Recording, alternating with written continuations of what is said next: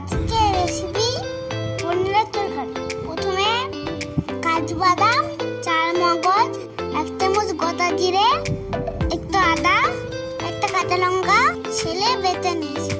এরপর পনিরটা ছোট ছোট টুকরো করে কেটে নিয়েছি। ভিডিওটা যদি ভালো লাগে প্লিজ একটা লাইক ও সাবস্ক্রাইব করে দিও। কড়াইতে তেল দিয়ে পনিরের টুকরোগুলো হালকা লাল লাল করে ভেজে নিস। ওই তেলে ডুবো ডুবো করে কেটে রাখা আলুগুলো 1 চামচ লবণ, একটু হলুদ দিয়ে হালকা করে ভেজে তুলে নিস। এরপর ওই তেলে 1 চামচ ঘি মিশিয়ে নিস।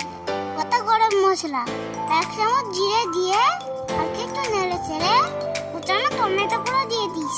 এবার 1 চামচ লবণ, 1 চামচ হলুদ গুঁড়ো, 1 চামচ কাশ্মীরি লঙ্কা গুঁড়ো ভালো করে মিশিয়ে নিয়ে কেটে রাখা মশলাটা দিয়ে